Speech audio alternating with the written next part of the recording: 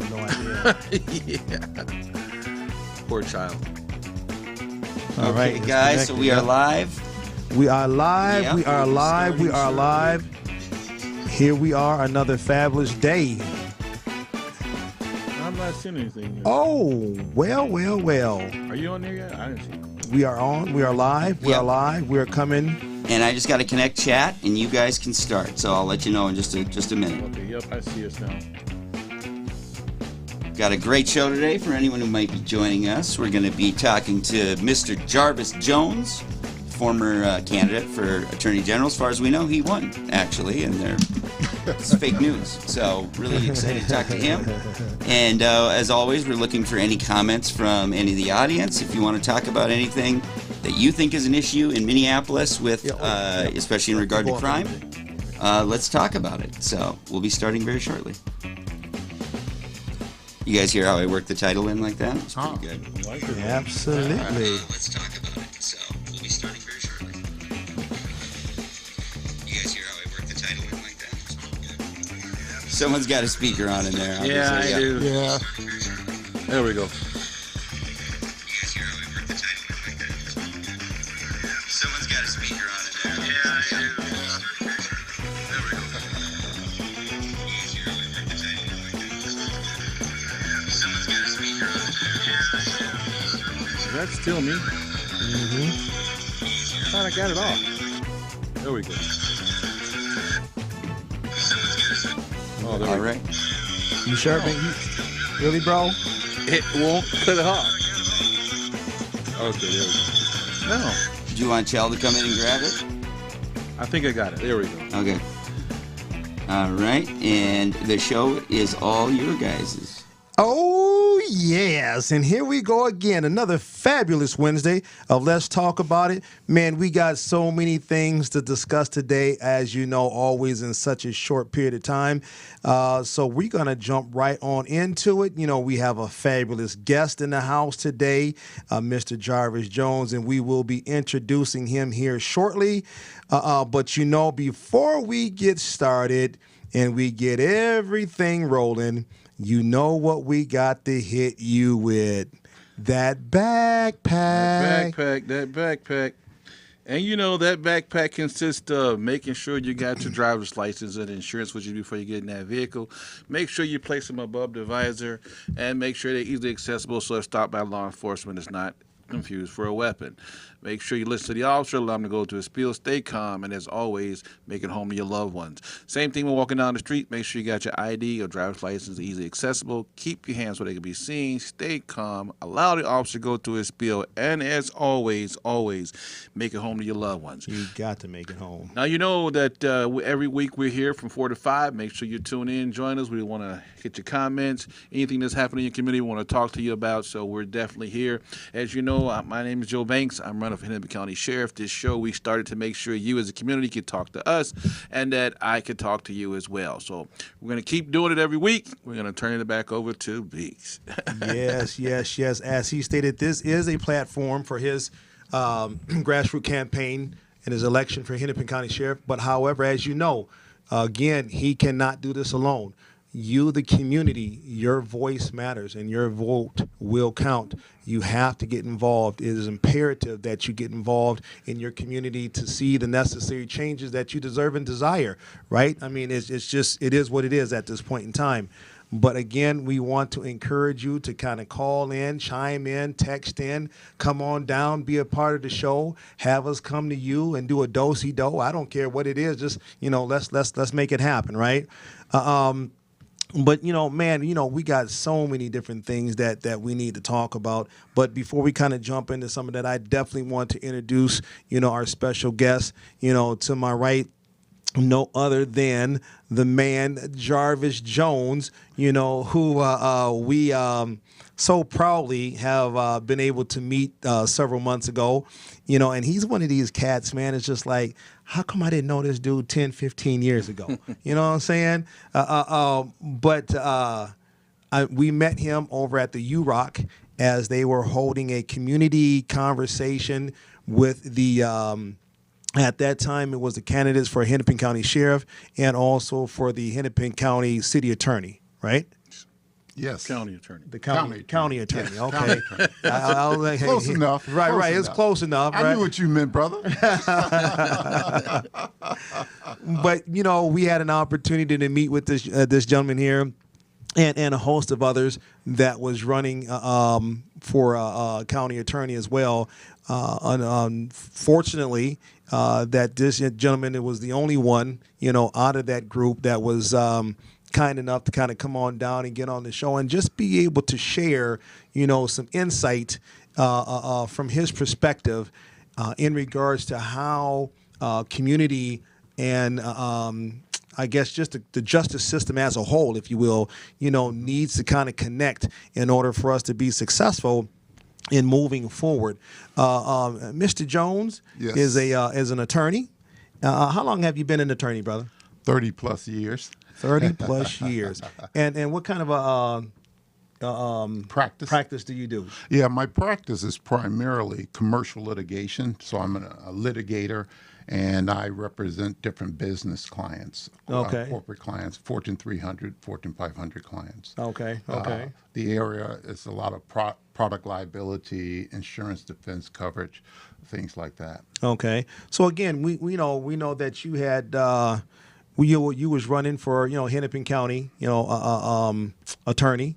What made you kind of want to get into that there? Yeah, well, Because it seemed like that's kind of a complete opposite. 180. Yes, you know sir. what I'm saying? Yes, sir. And it is actually.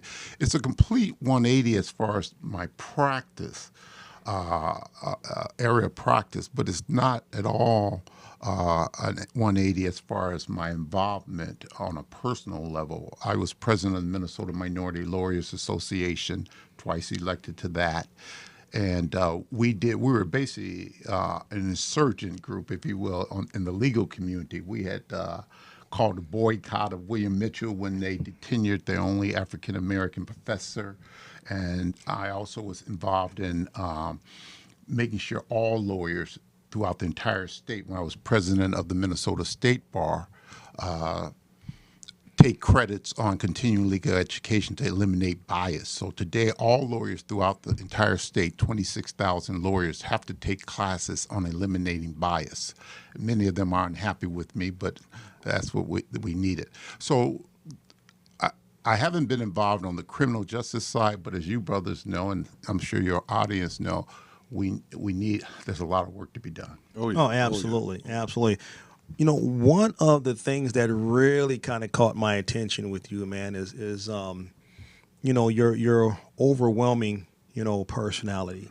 It seemed to be extremely genuine, right? I mean, when you talk about that, your practice is a little bit different. Yes, sir. If you would have kind of got into Hennepin County, but your vision and your mission, primarily would have remained the same, and that is being involved with the community. Yes, sir. And so as you spoke up on that panel, not only myself, but others could really resonate, with that passion, that you had when you kind of talked about, connecting that bridge between, community and the justice system as a whole, and what that was going to look like from, the attorney standpoint, from the sheriff standpoint, the police department, and a list of other entities or individuals that was going to have to be or still need to be, at that round table, because we cannot, leave out or forget that the gentleman to my left, Mr. Joseph Banks, is still, in that fight, if you will, for Hennepin County Sheriff. And there's just some fabulous things that has been happening, within our campaign. And, we cannot wait to reveal some of that information. So stay tuned, because it is coming. Trust me, it is coming. I think that, I know we will, be liking it and embracing it. And I'm sure that the people, you will like that and embrace that as well. So I know that you said real quick, that you haven't yet been, dealing with any type of criminal law. In that area. I've in been that on area. the civil side. Yes. Okay. So really quick, can you just kind of explain the difference between kind of the civil Yes, and sir. criminal side of things real quick to our listening audience? Yes. Yes, sir. Just in a nutshell, on the criminal side, you're usually Speak directly. There you go. I apologize. On the criminal side, you usually are accused of committing some type of crime that could lead to your imprisonment. On the civil side, it's about dollars, collecting dollars. So my clients, many of my clients, they're trying to either not pay out money or depending if I'm representing an individual, they're trying to receive money Okay. versus imprisonment. Okay. And on the criminal side, of course, that's where law enforcement comes in. Absolutely. And that's where this man over here to my left, Mr. Joseph Banks, kind of comes into play again, as he stated before, and I think that these two brothers, as I sit in the middle of these two gentlemen, their vision and their mission and so on and so forth, pretty much, almost mirrors one another, because it's like Joe stated before, is this going to be an arrestable moment or a teachable moment? And how can we best, get that across and delivered, to the people in our community in order for them to have the best outcome, that they can have? Because we already know, and as, Mr. Jones has stated as well, we already know that we have so many things that are impacting us, on a daily basis. We've talked about it before in regards to mental health, financial, et cetera, that has impacted us and still impacts us on a daily basis. I never even realized, that I would be talking about how much, 5 or 6 cents, on gas, would be saving me this amount of money, and I'm willing to travel just a little bit more, just to save that 6 cents. It's just crazy. But again, Joe, we know that you have, you're still on that campaign, or I should say, we're still on that campaign. You leaving us, brother? No. Okay. He'll be back. But you're still on that campaign of the Hennepin County Sheriff. There's been so many different things that you have been attending, in the community. One of those things is the Black State Fair. I definitely want to make sure that I hopefully can kind of get in contact with someone down there to see if honestly, if we, as far as, WSC Protective Agency, might be able to kind of provide some type of, security or protective services down there as, they move forward in the, coming years and so on and so forth. But, that's just a whole nother kind of conversation. But I do know that you have been down there, providing them a lot of support. They've been providing you a lot of support. Kind of tell us some of the things that you've been doing out in the community. So, I went down there just to make sure, one, that I get a chance to see, every year I go down there. This is the third year that they've been out there. One, there's a lot of great vendors out there. There's lots of businesses, entrepreneurs out there that have come up with some really good ideas, some really good products out there that I enjoy every year when I go out there. So I had a chance to actually meet some young kids who made cookies. Right, they made some mini cookies. They came up with a recipe to make mini cookies. Were they from the cookie cart?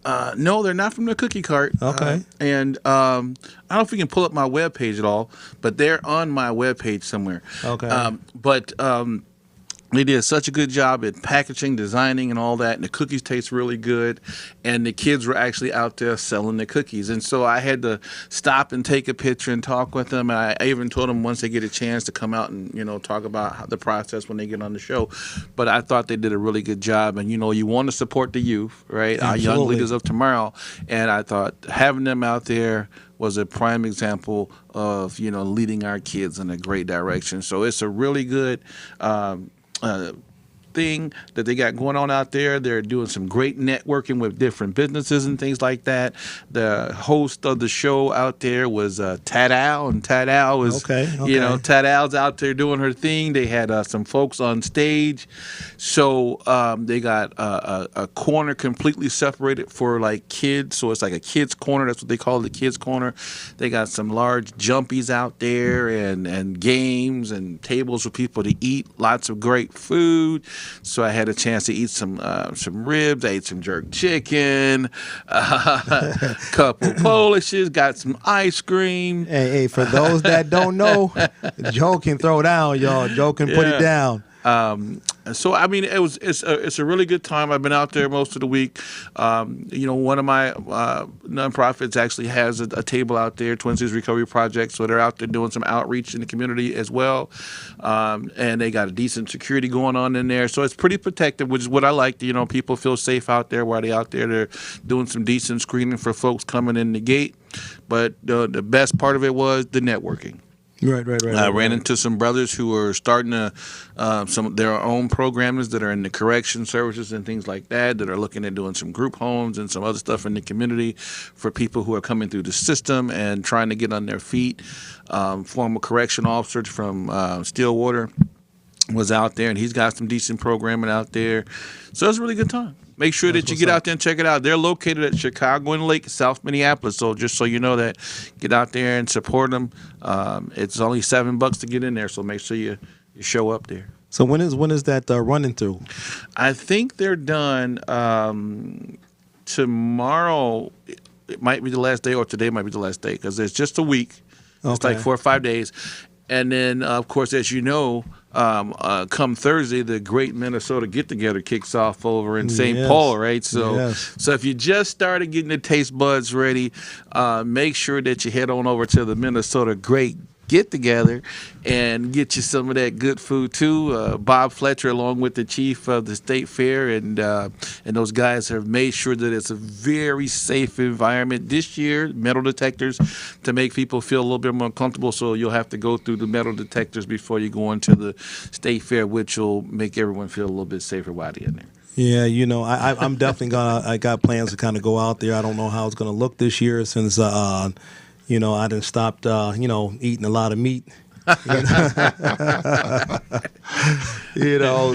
I don't know exactly how that's going to look, but I'm going to go out there and, give it my best shot. They got some nice vegetarian food out there, so I'm sure there's some pickled chocolate, carrot sticks on a stick or something. Yeah, no, we're not doing that one, Jarvis. Are you a vegetarian? Pescatarian. What's that? Well, we don't, we still eat like fish and seafood, and, we can still eat kind of dairy products and some other stuff. And like other stuff, including ribs and chicken? No, you can't eat that. I'm already seeing what that lane he was trying to drive me down. Come on, brother. Yeah. The state fair is going to be great. I'm looking forward to getting out there. I'm out there at least once every year to support the state of Minnesota, but more importantly to get those bull bites, the deep fried alligator, that big old turkey leg. Woo! Gotta have that one. Right? And the trick to the turkey leg is just get one and let everybody eat something. Because if you don't, you're walking around with this huge leg trying to figure out what you're gonna do with it. But see, the trick to that is when I went out there, I always had a backpack. So I was sticking stuff in the backpack, just like you gotta have that backpack. You know what I'm saying? So then, therefore, you ain't just carrying stuff around individually. Yes. You only got two hands. That huge in the backpack. Bucket of cookies and some milk, right? Ice cream, and so. See, man, you making me hungry, man. Hey, he done turned this into a food show. Right. You know what I'm saying? He turned this into a food. Wait, you ain't no better over here. What am I talking to him for? Food show. We can't have a food show without meat. Right. Like I said, I'm a dinosaur. Man, I did want to, head back over though to Jarvis real quick here. I just one thing I want to say, because you're a lawyer here. It's important that we empower our people, because listen, on this campaign trail, the one thing I hear from people is, oh man, I didn't know that. Yes. So we really need to make sure that the community is aware of what their rights are, what laws are out there and how they can either change them, find remedies for them, or communicate their concerns to people about them. That is a pet peeve. In my mind, the key job of law enforcement is educating people so they don't have to go to jail. Absolutely. So, your thoughts on that? Well, one of the things after the election and fake news that I lost, which actually I did, of course, but one of the things I'm looking at, my platform was pretty straightforward, easier said than done. We need safe streets. Mm-hmm. All residents need to be treated with respect and dignity, especially our residents of color also. Oh, yeah. Absolutely. And the third leg was social justice reform. We need to reform the system, how it interacts with particularly all our neighborhoods, but particularly residents of color, our diverse communities. And so right now I'm trying to figure out how to continue that message. One of the things I'm thinking about is some type of platform where I provide free call-in legal advice or something. I don't know how that looks, but I agree with you.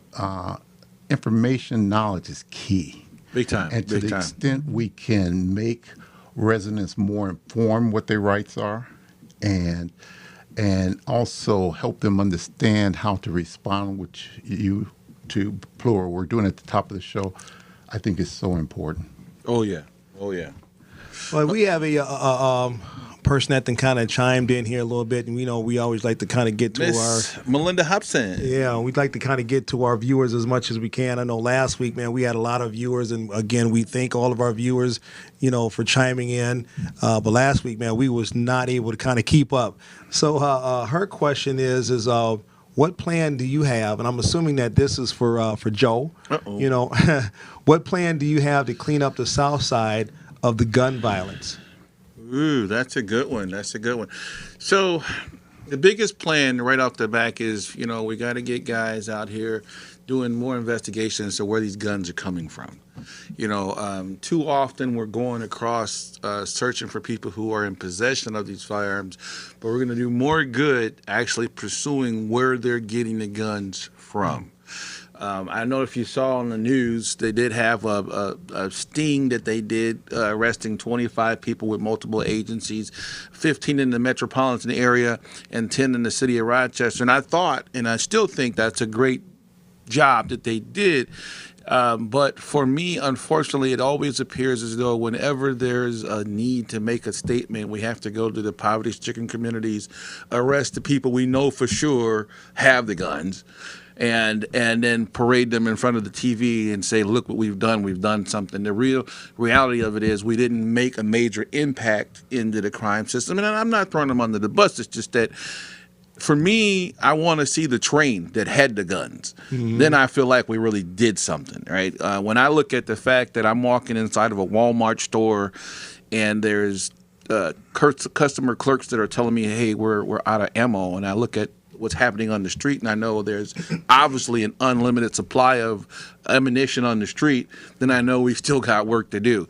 So I say to our partners like the ATF, like, hey guys, it's your job to track these weapons down. I don't mind you coming into my town, and let's work together to figure out where these guns are coming from, where this ammunition is coming from, and how we can get in front of it. Absolutely. Well, we haven't really kind of got too far off up into some of the items or topics that we want to talk about. I guess we got another question that just came in. Mr. Jones, I guess this one is for you. Talked about offering legal advice. Is there something that you see people do wrong that people should know about?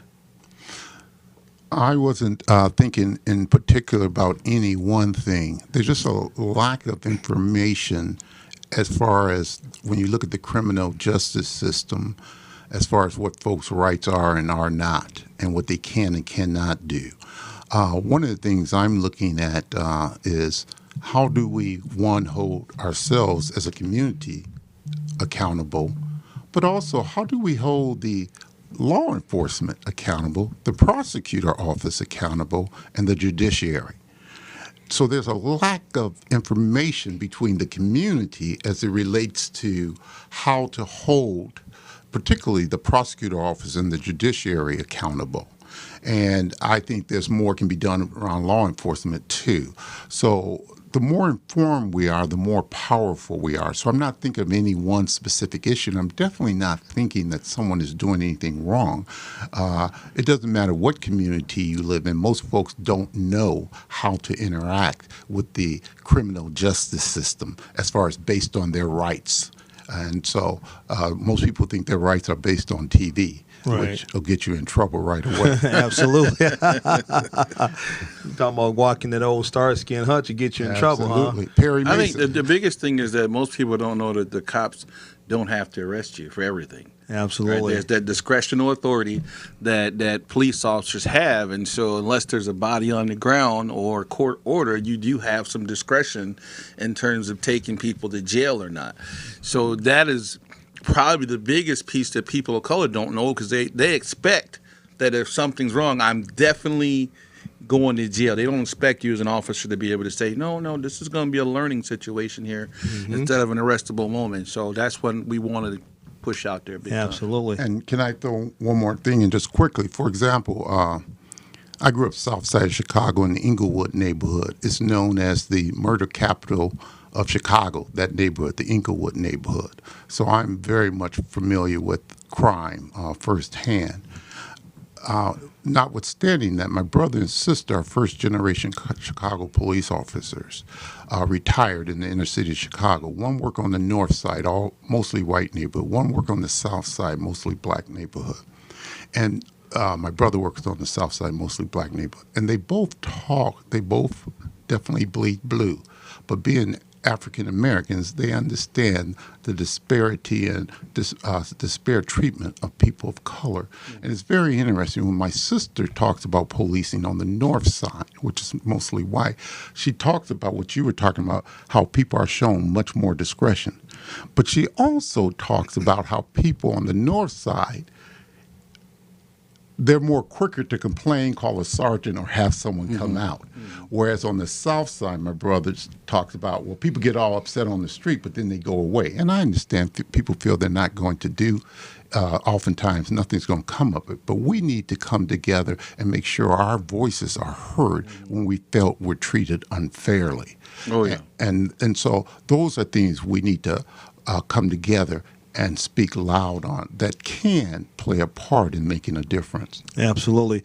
I think that, we have talked about that time and time and time again in regards to, you'll see, various entities get all up in arms, when it's some type of law enforcement taking action or having some type of encounter with a person of color that doesn't appear to seem right, look right, whatever the case may be, but yet, we still have not gotten all the facts or whatever the case may be regarding that situation.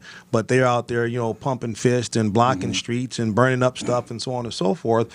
But we don't get that same passion. We don't get that same turnout. We don't get that same concern. We don't get that same energy, when it's black on black crime that we are seeing in our communities throughout the country on a daily basis that is impacting us, and how we live.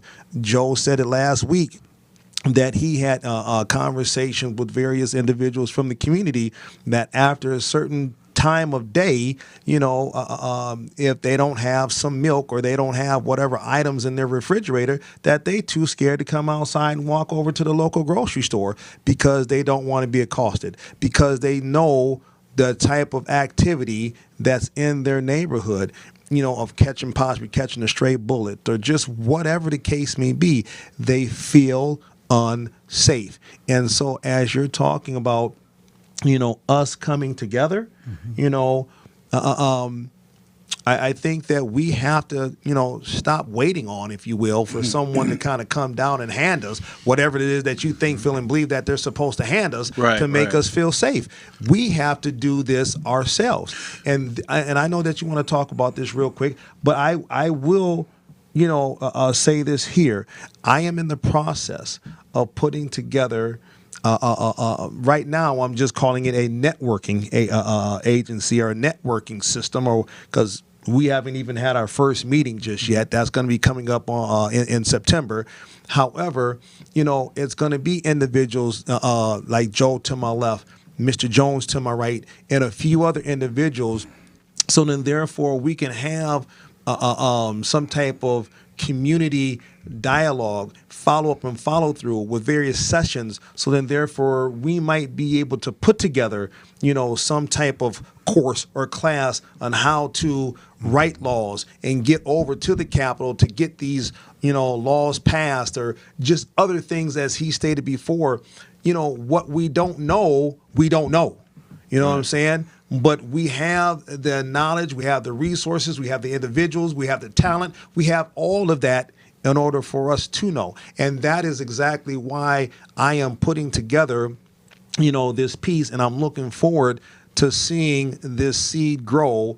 And as I stated before, I will definitely be leaning on, both of you brothers, as we move forward with that piece. And then I'm going to leave that right there. And I know that you wanted to kind of quickly chime in. However, that we're pretty much at that halfway mark. Yeah. So real quick, the biggest thing I just want people to understand is that when we come together, I want to make sure we coming together and we're leaving these meetings with something in hand. So, and when I say that, it's because, we always organize, we always come together, we always talk about what's wrong. We have a really good idea of what's wrong. But now I want to leave these meetings with just a little project so that we can fix things. Just a little something each time we leave the meeting, with a plan to fix something and follow through. Because that's where we lack, is our planning and our follow through. We need lawyers such as yourself at the table to help folks navigate through the legal system so that they can understand how, this law or this bill becomes a law. Right, that process of going with your legislation and getting that done. And that's what I want to make sure, that some kind of way we end up with a George Floyd law, some kind of policy in place to change things. Where this George Floyd thing, we're at a point now where it's still in a standstill, and nobody's fighting for this bill. So we need something to come out of this every time we hit the table. Absolutely. Well, I know that we had a question that kind of popped up there real quick. If we can get that back up on the screen to give Mr. I believe that was for Mr. Jones to potentially answer that before we kind of go into our our little break here. And the question is, that is the first thing, is most people don't know their rights. So how can we fight for our rights if we don't know them? And that's what I was speaking to earlier. That's an excellent question. That's why I'm looking at what will be the best platform to make sure we help inform folks about what their rights are. And so it's through information, and that's what I'm looking at. What role can I play? I was president of the state bar also, and president of Hennepin County bar, so I have a number of relationships there. And so when I say I'm looking at, I'm going to speak with folks in the bar, Hennepin, Minnesota State Bar of 28,000 lawyers, and also the Hennepin County Bar, on what can we put in place to make sure folks in our different communities, particularly our diverse communities, understand what their rights are. And I'm not talking about for charge. And so that's one of the things. But one thing I also just want to say just quickly, I'm very much about people power. I've worked the inside game. I worked the outside game.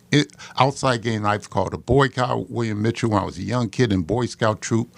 I marched with Jesse Jackson Sr. Didn't know I was marching. I was just promised I was going to get some McDonald's afterwards. But I was out there marching, protesting.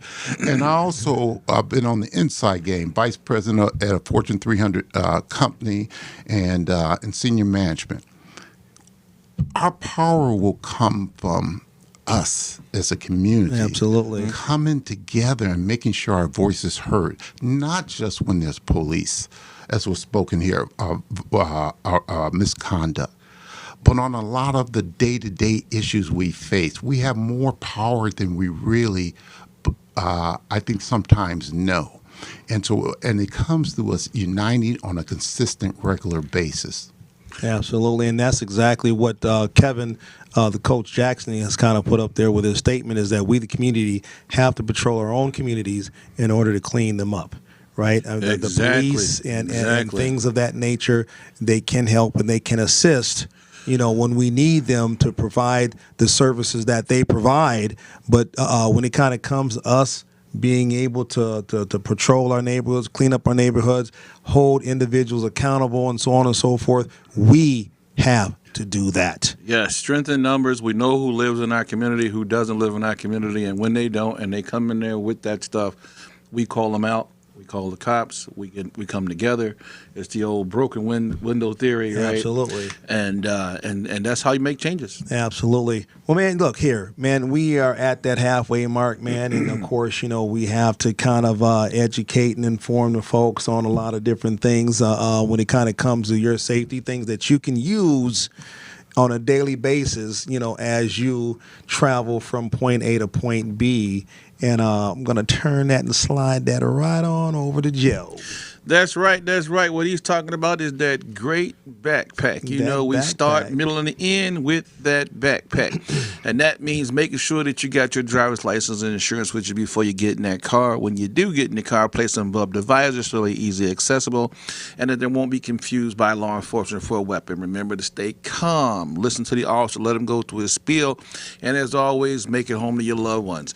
Same thing when you're walking down the street. Make sure you got your driver's license or ID with you. Make sure it's easily accessible. Keep your hands so they can be seen. Stay calm. Let the officer go through his spiel. And as always, make it home to your loved ones. As usual, that backpack comes from making sure that our kids and our loved ones are making it home safe every night.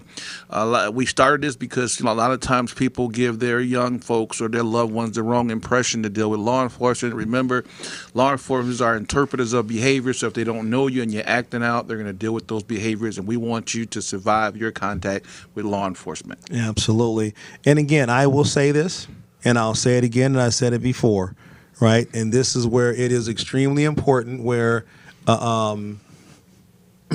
we kind of make sure that we stay, in our zen, if you will, right? Because getting upset and irate and all that other type of stuff on that traffic stop or whatever the case may be, that is when, we kind of give them a little bit more, ammunition and so on and so forth. But then there are those that say, hey, man, I ain't done nothing. I was respectful. I answered the officer's questions, et cetera, et cetera. It's just that this officer was just on one today, so on and so forth. And so what are we supposed to do with that? And that is one of the big questions, that I'm always asked, as we're kind of talking to individuals in the community. So, with that being said, what would you suggest, for an individual that feels that he or she is just being mistreated, and they feel that they're doing everything that they're supposed to be doing, within their backpack in order to try to make it home safe? Okay, so there's a few things you can do. One, always stay calm. If the guy's going crazy, let him go crazy, and try and stay safe, because the goal is to survive that situation. Get home. We can always deal with it when you're in a safe environment to go back and use legal options. The second thing, I don't know if anybody knows, but there is an app out there that people use now that you can actually alert your buddies when you're stopped by law enforcement. It actually sends a location and begins to record. So there is an app. I just found out about it last week.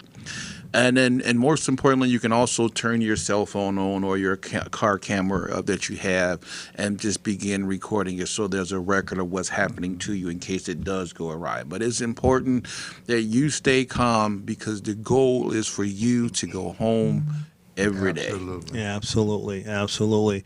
Well, I want to just, not forget, we cannot forget, these unsolved, homicides or shootings, primarily when it kind of comes to our babies.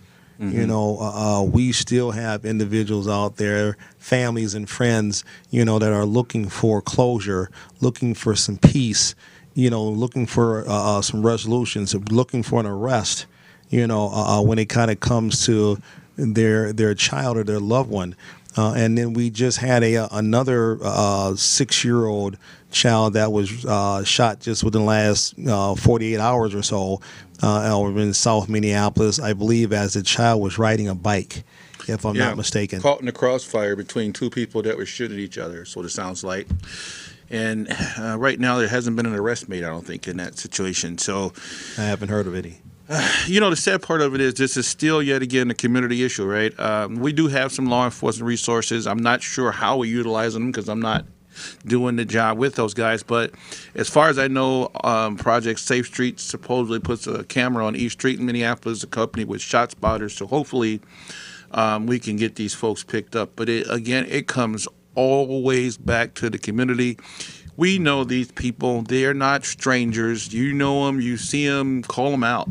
You got to call them out. That's the only way.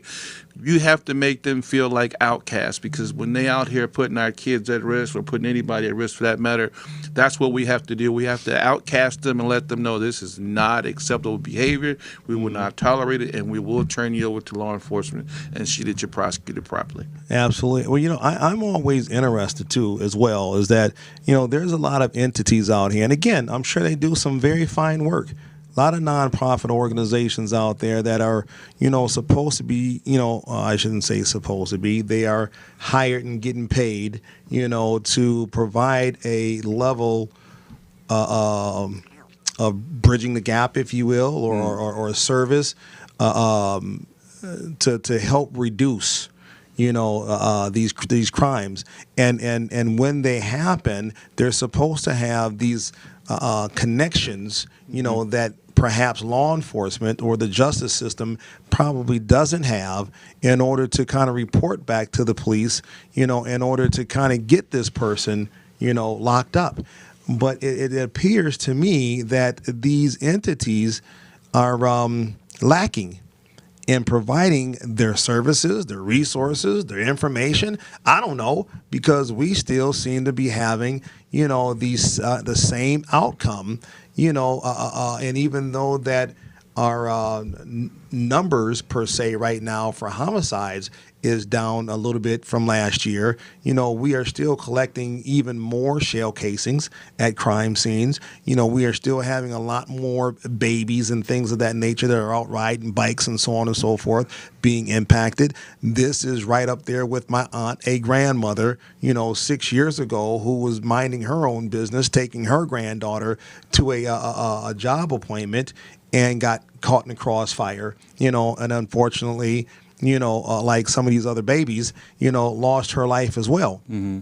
So, and I get it, that we're talking about that it starts inside the home and, the community talks and all that other type of stuff. Well, honestly, at this point in time, bro, I don't see the community saying too much of nothing, when it kind of comes to this stuff. And it's sad because it comes back down to, let's follow some simple steps. Know where your kids are, right? It's really simple. It's just that simple. Know where your kids are. Know where your kids are hanging, who they're hanging out with, because that's the start. And unfortunately, right now, most of our offenders and victims are young. So know where your kids are. If you got teenagers who have guns, they shouldn't have guns. You need to have a conversation. If you're afraid to have that conversation, then don't be afraid to call the cops and say, listen, you know what? My son's got a gun in his room. I didn't want to go in there without a gun, trying to talk to him about it. Mm-hmm. He's not in the room, but could you go get the gun, and then maybe we could have that conversation. But it's important that we have to start holding ourselves accountable. Community accountability is where it all begins. Like Michael Jackson said, start with that man in the mirror. If you start there, if you fix me, then it flows outward. Yeah, absolutely. I'll throw out something.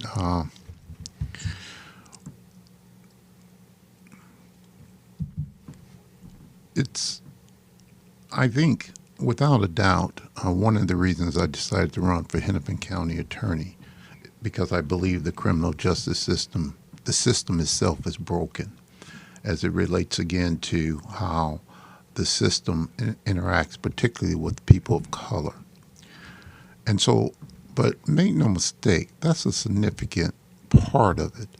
But also, another significant part is that we, the community, must demand more from ourselves and expect more from ourselves and our brothers and sisters who live on our blocks. And I'm particularly am talking to the men out there. We, at one time, took the lead in the community. Now, there's many black men out there working hard, doing a great job. I'm not suggesting otherwise, but there's not enough of us out there. Hello. When did our kids take over our streets? When did our kids become the leaders on our streets? Not in a good way. Absolutely. So we as men have to figure out, how do we come together? Restore that family unit, but restore safe streets. Law enforcement only is going to do so much. That's the reality, unfortunately, that many politicians don't want to say. So law enforcement has a huge role, make no mistake. But we also have a huge role, and that's what I'm interested in looking at. How do we, one, come together, do our part in making our streets safer, but also at the same time, once we come together, we'll have a greater voice and more powerful ability to hold the the shareholders in the criminal justice system more accountable. We need to do both. Absolutely. And that is exactly runs me right back into the plan that candidate Joseph Banks has, in that backpack as he is seeking candidacy for Hennepin County Sheriff. Is one of those main things is his community outreach, that he will have. And that is something that I plan to be extremely involved in. There's going to be so many different things that are going to be shared, pretty much in real time. You're not going to have to wait days, and weeks in order to obtain, information. We talk about transparency and a few other these little fancy words or whatever the case may be, what I'm saying? But, you're going to get this stuff in real time, because what I'm going to tell you is pretty much going to be that man in the mirror. And even though that he's going to be the man in the mirror because he's going to be the sheriff, you can call him if you want to. I'll even give you his number. You know what I'm saying? But I guarantee you 99.9% of the time, he's going to tell you the exact same thing that I just told you. And in some cases, it's not always going to be something that, you like or something that you want to hear, but again, it's something that we are going to be putting together with your involvement, to make the community a safer place. And trust me, whatever it is that you may not like or may not necessarily be agreeing with, we're going to have plenty of opportunity, to be able to sit down, with Joe or someone else from, our team, maybe bringing in Mr. Jones, from an attorney standpoint or, whatever the case may be. So then therefore we can further discuss that and make sure that we look at it from all angles to see if that's going to be valuable to do or not. Right. So right away, let me tell the community this. If you don't have a criminal history, start getting things ready to get yourself in shape so you can start applying for some of these law enforcement jobs. We need people from the community who have lived experiences to start applying to be in law enforcement. That gives you an advantage because you know the people that you're serving. That gives me an advantage because that gives me a field of people to hire from, right? And it keeps us working together. I want to let it be known for sure that right now Hennepin County has right around less than 300 deputies, patrol deputies, in the community. That's not so that we can, oh my God, but that's so that we can get a real feel for what's happening out there. We keep throwing out this number that we have 800 staff members at the sheriff's department, and what people don't realize is 500 of those are corrections deputies and clerks. Those people are not trained to handle situations that are impacting us on the street right now. That's designed for once you're inside the jail, but we need resources for while you're outside the jail. Now, we're saying that Minneapolis needs to have at least 800 cops for a population of 400 and some thousand people. So why do we only have less than 300 for for a population of 1.3 million. Do the math. We're way behind. We have been getting it done, but just barely. We had major targets in our county that we're responsible for: the Mall of America, the airport, the military base. Anything happens at one of these large facilities, and we're in peril. Now, we need people from the community to be a part of that. So I'm telling you this so that you know that your help is definitely needed, that you come out and be a part of that, because that's what's not being told. You know, there's no way possible that we're going to continue to keep us safe, support our other law enforcement agencies in the county without the manpower that we need, and plus they're experiencing their own shortages as well. So we have to come together and realize we need more money in the budget at the Hennepin County budget level for the Sheriff Department to give us the ability to hire the people we need.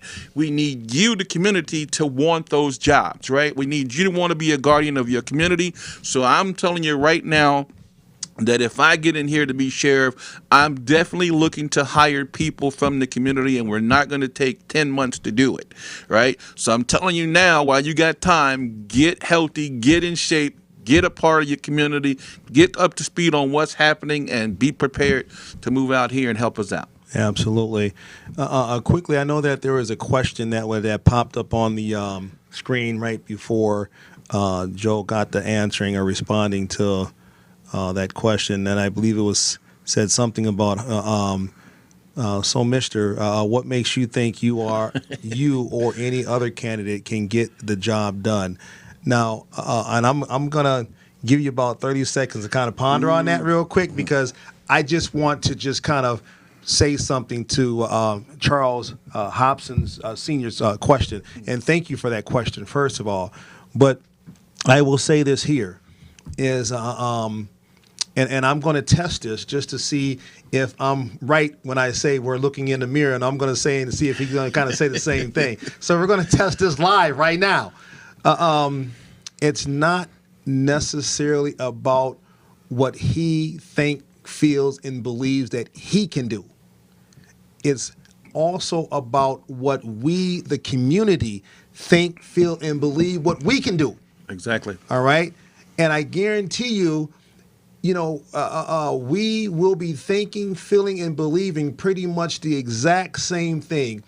Only difference is your uniform, is pretty much going to be community clothing.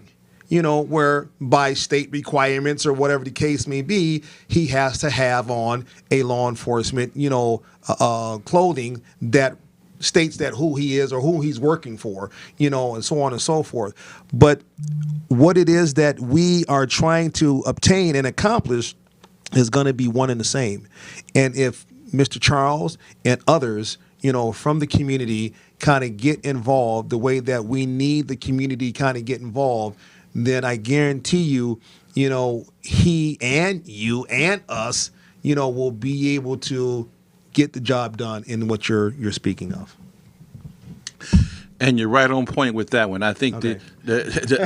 Okay, I just wanted to see if I was. You're right on point with that. I mean, the biggest thing is this. I mean, what people don't want to realize is that it still comes down to the people. The power, like you said, is definitely with the people. People decide what's acceptable behavior in their communities. And so when we decide that it's no longer acceptable for us to start shooting our young kids and our kids to be shooting each other, we will do what's necessary for both our young people to come together, both our older people to come together, and the entire community to come together and say no more.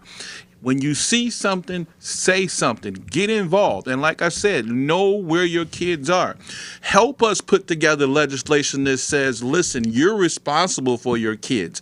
So guess what? If your kid is involved in a shooting and you didn't know, we're going to hold you accountable. Because guess what? If the parents don't do nothing else, they're going to make sure that you're not going to have them in a situation where they're going to jail for your actions. So they're going to know where you are. And that's the important part.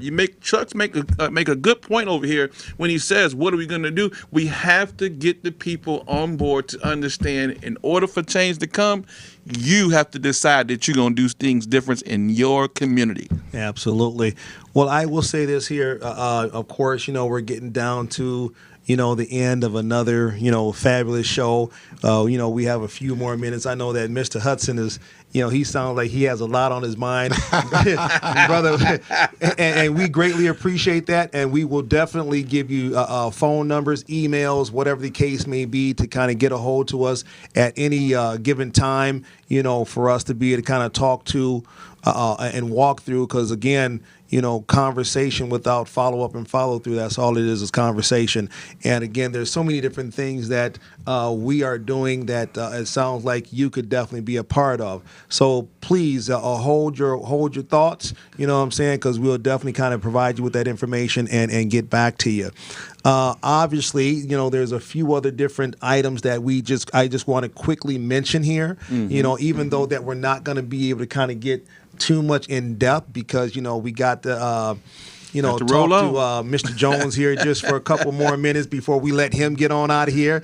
And before I say that, we will welcome you to come back. Well, thank you. Anytime you get ready, to, again, enlighten, empower, educate, and enhance the community, as we move forward.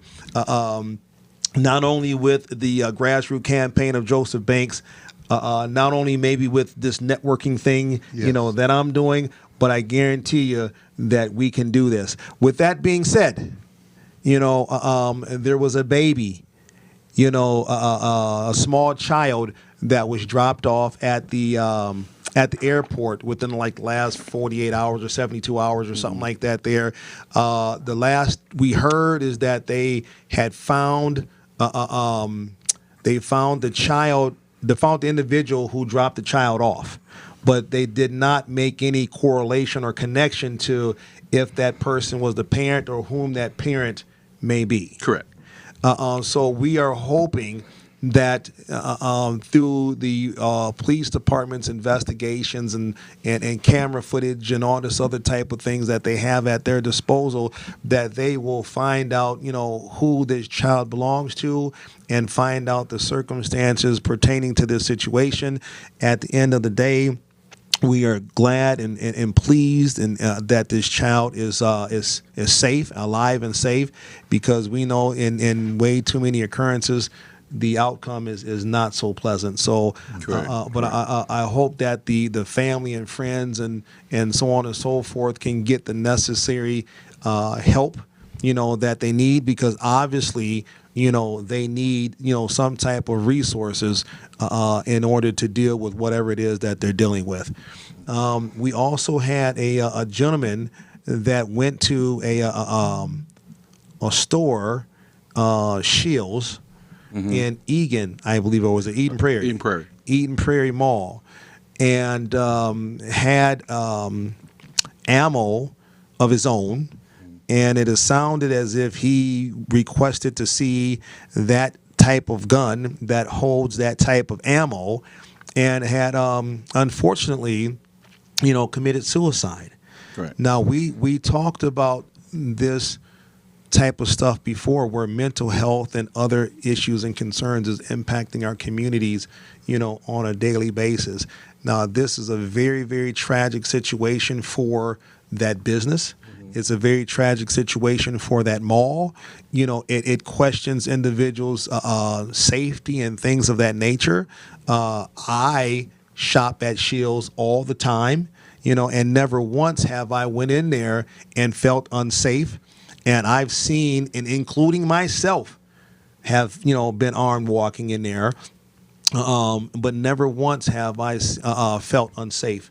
And I've seen some folks, with some pretty large, weapons, on their hips, and it's just like, my God, he got a goddamn small cannon. Yeah, I don't think this was one that they could have really planned for. I mean, the guy requested a firearm to see it. He grabbed it from the clerk and kind of took off and then shot himself. But I mean, I don't think it's one he could have really planned for. So, well, we just got some breaking news here that's saying that the baby is reunited with her family after she was found with a woman at the airport. Yep, this just came out here like an hour ago. Sweet. Okay, All right. Yep. Well, again, we have not had the opportunity to read the article and anything like that there. We don't know whatever type of play or has come into this situation. But again, the bottom line is that this baby's returned with the family. Outstanding. This baby's safe. And hopefully, again, that whatever services and resources, et cetera, that the friends and family needs, I hope that they kind of get it, and that's just great news. So thank you for looking that up. And yet again, another example of community and law enforcement working together for the best possible outcome. Absolutely, Right? absolutely. And again, just the whole Eden Prairie thing, like you said, you really can't plan for that. You know what I'm saying? And this, I'm sure, is an isolated incident. Unfortunately, it's an incident that we wish that would have never happened. And so our condolences to the gentleman's friends and family who took his own life. Again, they are kind of going through some things themselves, and again, hoping that they, receive the necessary services and resources that they need as well. We say this and we say it and we say it and we say it, and sometimes it feels like I'm on some type of repeated recording. When it kind of comes to these unfortunate incidences that are impacting our society as a whole. I know sometimes we try, individuals like to try and make this into a black and white issue and so on and so forth, but mental health and other various life concerns does not have any color to it. No, and it's important that you check in with your loved ones. When people tell you they're feeling depressed or they want to do something to themselves, take it serious. Right? Absolutely. Definitely take it serious. One of the big things is, I still get the medical examiner report every day across my phone. I still see those deaths, whether they're homicides or not. I see them. I do it because my outreach group, we work with folks who have had drug and opiate addictions, and so overdoses and things come across there, and you don't see suicide as often. But when you do, it's not talked about as much, and so we want to make sure people are aware that this still exists. We're still in a pandemic, so make sure you're checking on your loved ones. Absolutely. And really quick, there's a question: did we have a call-in number? No, we do not technically have a call-in number, but we do have some numbers where you can kind of get a hold to us. If you do want to kind of come down and be part of the show, you're more than welcome. Just give us a ring. We'll put you on the calendar in order to make that happen. We do go live on Facebook. We go live on YouTube, and then we are on MCN6 and also Roku at a later date and time. Is that correct? Sounds right. All right.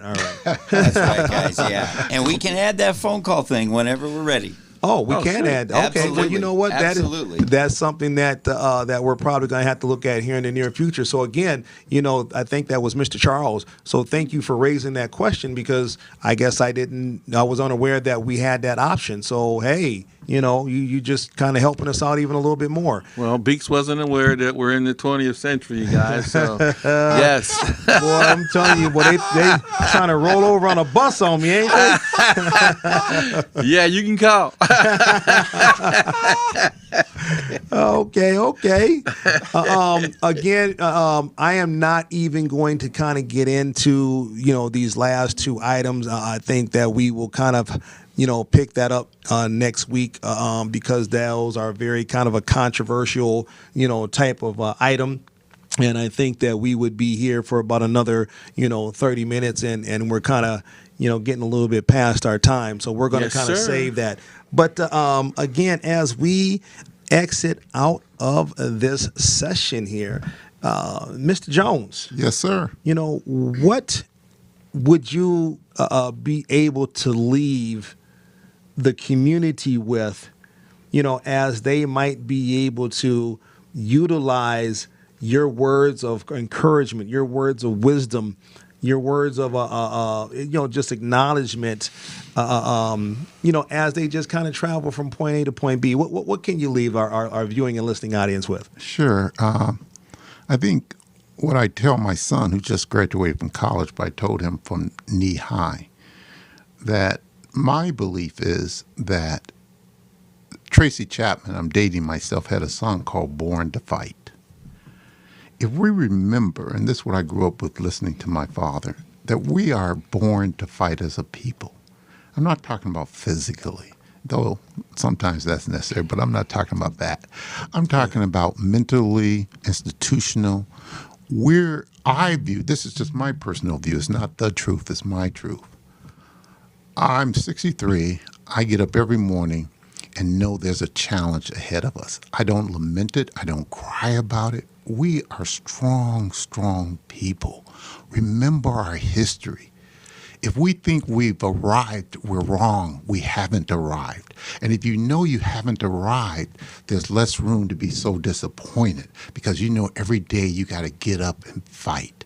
And so we got to come back together as a community, marshal our resources, and hold our institutions accountable.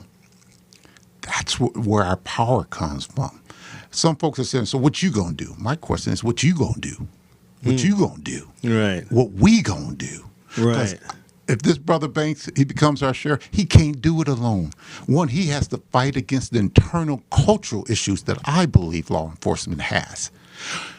And we have to do our job at the same time and make sure we are willing to partner with a brother or sister, but brother, who's ready to work with us, who understand our plight. That's what we got to be prepared to do. Absolutely, and thank you for those encouraging words, man. Again, ladies and gentlemen, it's about getting involved and it's kind of continue to stay in the fight.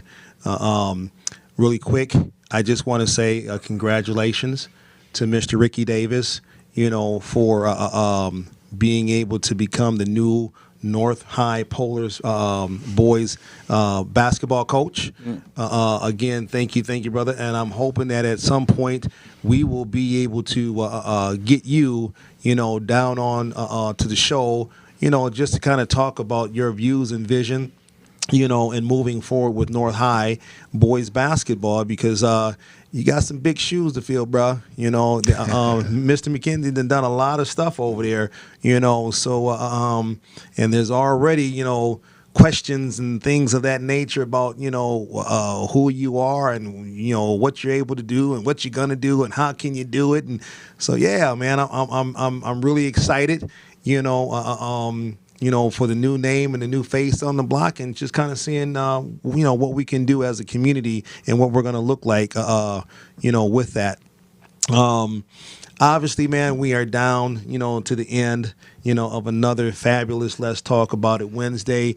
I know we got to kind of get our tails on up out of here because they have yet another fabulous show kind of after hours. But again, I just want to let you know, my name is Antoine Beeks. I am the co-host of Let's Talk About It Wednesday. I have a security company, WSC Protective Agency. You can definitely feel free to get in contact with me at 612-978-6066. Again, 612-978-6066. I am also a firearms instructor. So if you are looking to get any type of firearm classes, I have familiarizational classes for those with little or no shooting experience, permit to carry classes, and also recertification classes.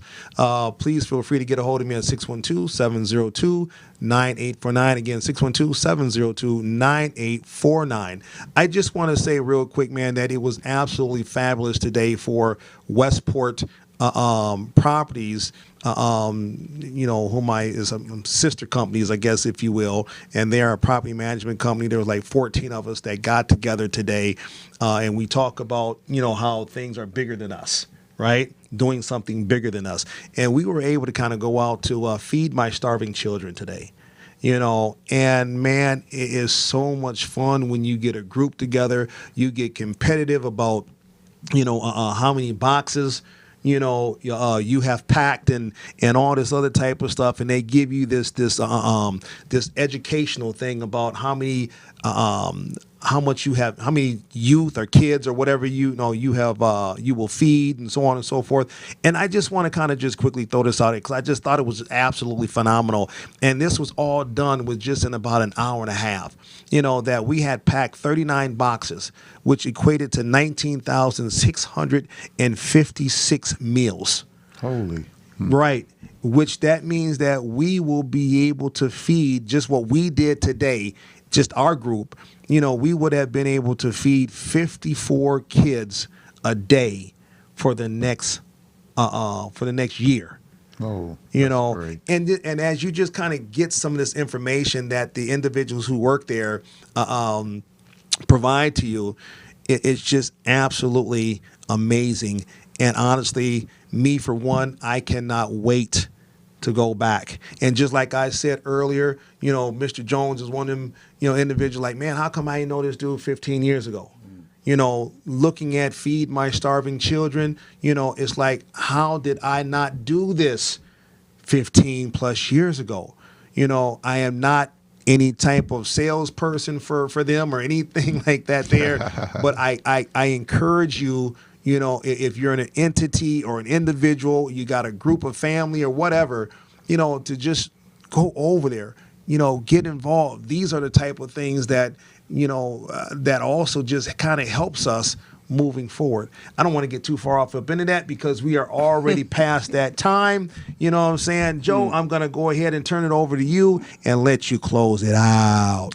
All right. Thanks, everybody, for joining us. It's been a great show, as usual. You know, we're here from 4 to 5 every week. Make sure you're tuning in. Now that we know you can call in, you might be able to call in now. We'll get that number out to you. So we'll get that out to you. You know, but this has been a great show, as always. It's great to hear from the community, hear your point of view, and this is what it's all about, making sure your voice is heard. So make sure you chime in with us every week. Remember, you can reach my page at banksforsheriff.com. That's BANKS, the number 4, sheriff.com.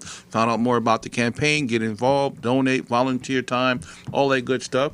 Remember, you can call me at 763-221-4724. That's 763-221-4724. Or you can reach me at joelawman@hotmail.com. That's JOELAWMAN @hotmail.com. One more time, I want to say thank you to Jarvis for coming out. We really appreciate you coming out. And want to thank you for taking the time to even run for a Hennepin County Attorney's Office, all right? Because that's a tough position, and it's hard to get out here and campaign and make the sacrifices you have to do to run these campaigns. So we appreciate you, and thank you to your family for supporting you. With that being said, I'm going to go ahead and hit you with that backpack. All right. So before we get out of here we go. Make sure you got your driver's license and ID with you before you get in that vehicle. Make sure you place them above the visor so it's easily accessible. That way, if stopped by law enforcement, you can not worry about it being mistaken for a weapon. Same thing as walking down the street. Make sure you got your license and ID with you. It's easily accessible. Keep your hands where they can be seen. And as always, stay calm, and get home to your loved ones. Jarvis, I want to give you one more chance to just tell folks how they can get in touch with you in case they decide they need a lawyer. Okay, then. I can be reached at jjones at jonessater.com. Jones Sater is JONESSATRE.com. All right. With that being said, it was a great show. My name is Joe Banks. And I'm Antoine Beeks. And we just talked about it. Peace.